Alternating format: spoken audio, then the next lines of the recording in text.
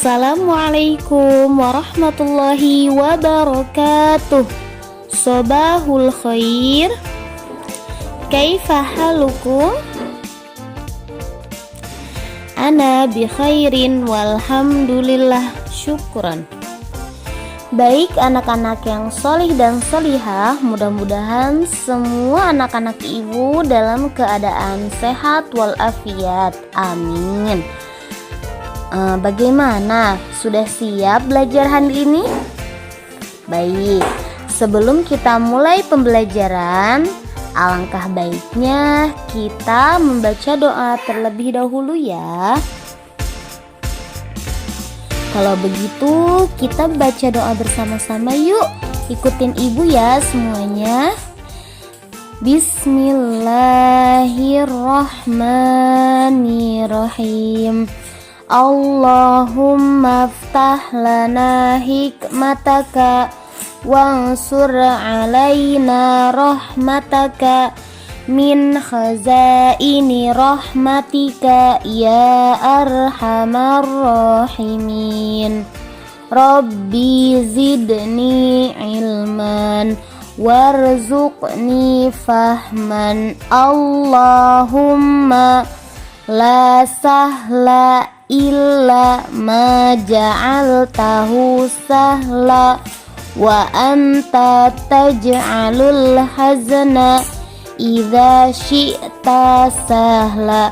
Amin.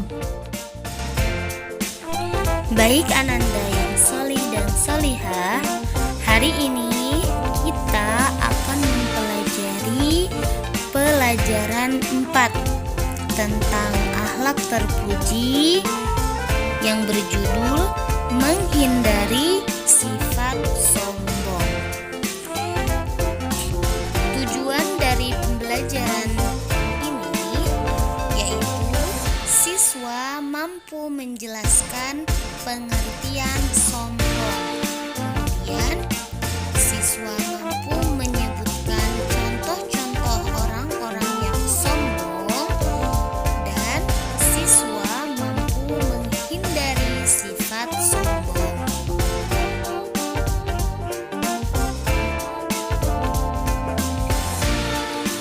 Kita lihat dulu yuk, apa sih pengertian dari sombong?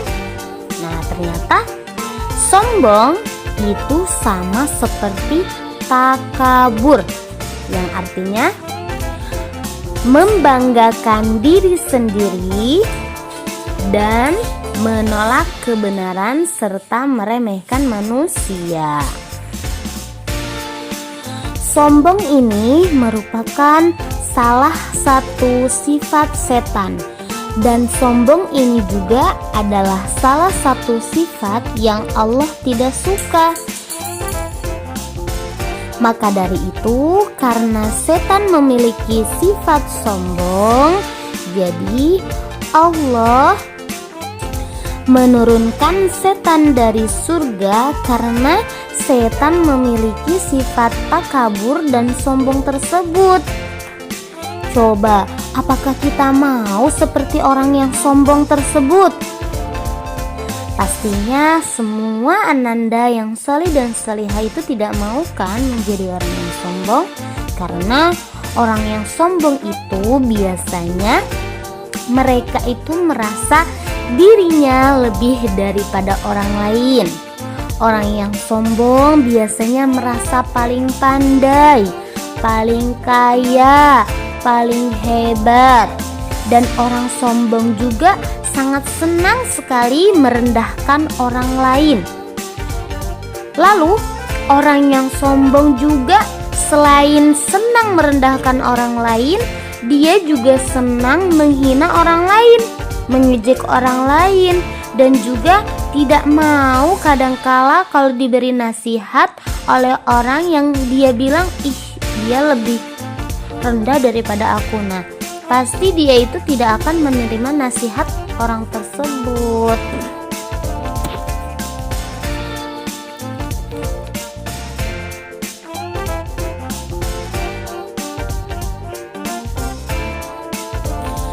Sombong biasanya juga dipengaruhi oleh beberapa hal, Di antaranya karena dia itu kaya, mempunyai kedudukan yang tinggi, kemudian cantik atau tampan, terus pandai dan lain-lain sebagainya yang bagus-bagus. Nah, tapi dengan kekayaan tersebut, kedudukan tersebut, kecantikan tersebut, ketampanan tersebut, kepandaian tersebut, dia itu menjadi sombong. Nah, itulah Allah tidak suka orang yang seperti. Padahal semua yang Allah berikan tersebut itu adalah dari Allah, ya kan?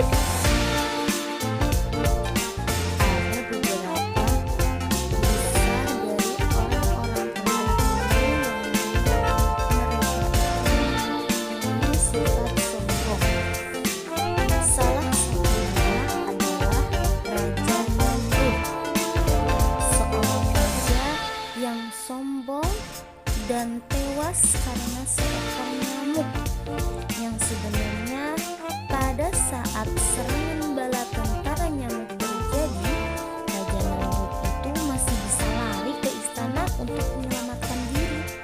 Selama beberapa hari, raja yang sombong dan zalim ini bersembunyi di dalam sebuah ruangan yang mana ruangan tersebut semua saluran udaranya ditutup dengan rapat. Namun atas kehendak Allah Subhanahu wa Ta'ala, ada seekor nyamuk yang berhasil lolos masuk ke ruangan tersebut dan langsung masuk ke tubuh Raja Namrud melalui hidungnya. Kemudian si nyamuk itu enggak cuman di hidung saja, lalu dia naik sampai ke otaknya Raja Namrud tersebut, sehingga Raja Namrud itu merasa kesakitan di bagian kepalanya. Nah, karena dia sudah tidak tahan dengan rasa sakit tersebut, akhirnya Raja Namrud memanggil tabib kerajaan untuk memeriksanya. Tetapi tabib tersebut juga tidak bisa menyembuhkan Raja Namrud. Dan pada akhirnya Raja Namrud memerintahkan istrinya untuk memukul kepalanya dengan kuat. Awalnya permintaan tersebut itu ditolak oleh istrinya, akan tetapi karena Raja Namrud mengancam kalau tidak memukul dirinya, dia akan menyiksa istrinya dan menghukum mati istrinya, maka istrinya pun melakukannya. Seperti itu ya keadaan Raja Namrud hingga akhir hayatnya.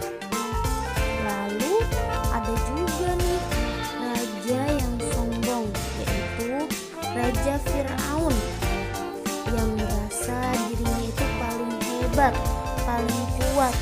Bahkan Fir'aun itu merasa bisa menandingi Tuhan dan bisa menghidupkan serta mematikan seseorang. Lalu karena kesombongannya, Fir'aun diazab oleh Allah Subhanahu wa Ta'ala dengan cara ditenggelamkan di Laut Merah, dan jasadnya pun terdampar di pantai dan ditemukan oleh orang-orang Mesir. Nah, setelah itu tubuhnya Raja Fir'aun dijadikan mumi dan disimpan di piramida, dan akan menjadi pelajaran bagi orang-orang setelahnya, yaitu siapa? Kita. Lalu ada sebuah kisah lagi dari seorang hamba yang bernama Qorun, yang merupakan kaum Nabi Musa. Si Qorun ini dia dianugerahi harta yang melimpah oleh Allah Subhanahu wa Ta'ala, sampai-sampai kunci dari harta tersebut sungguh berat meskipun dibawa oleh orang-orang yang kuat. Namun sayangnya Qorun itu merupakan seorang yang sombong, sehingga Allah memperingatkan kepada Qorun. Melihat Qorun yang sombong, akhirnya Allah menenggelamkan Qorun beserta hartanya ke dalam bumi. Tidak ada ada baginya suatu golongan apapun yang bisa menolongnya dari azab Allah. Kisah Qorun memberi kita pelajaran bahwa harta yang banyak belum tentu mampu membawa kita kepada keberkahan apabila tidak disyukuri dengan cara tidak membayar zakat. Justru harta tersebut bisa membawa kita kepada azab yang sangat pedih. Ada sebuah hadis dari Ibnu Mas'ud radhiyallahu anhu bahwasannya Nabi Shallallahu alaihi wasallam bersabda, "La yadkhulul jannata man kana fi qalbihi mithqalu dzarratin min kibrin." Yang artinya, tidak masuk surga orang yang dalam hatinya ada kesombongan seberat zarrah dalam hatinya. Hadis riwayat Muslim dan Abu Daud. Jadi pengertian dari hadis tersebut itu adalah seseorang itu tidak akan masuk surga apabila di dalam hatinya itu ada kesombongan, walaupun dia itu sebesar biji zarrah. Biji zarrah itu besarnya ya sebesar biji sawi, kecil sekali. Oleh karena itu, mari kita sama-sama meminta kepada Allah agar kita dihindarkan dari sifat sombong, takabur dan lain sebagainya yang merupakan sifat yang tercela. Baik anak-anak yang sholih dan sholihah, untuk pembelajaran hari ini kita cukupkan sampai di pengertian sombong ini ya. Mudah-mudahan apa yang Ibu sampaikan itu bisa menjadi sebuah pengetahuan dan ilmu yang bermanfaat untuk kita, sehingga kita bisa meneladani akhlak-akhlak yang bagus-bagus saja. Seperti itu ya anak-anak. Oleh karena itu, baik, kalau begitu mari kita berdoa terlebih dahulu yuk. Yuk ikutin sama-sama ya.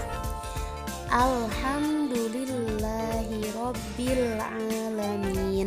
Subhanaka Allahumma wa bihamdika asyhadu an la ilaha illa anta astaghfiruka wa atubu ilaik. Ibu tutup.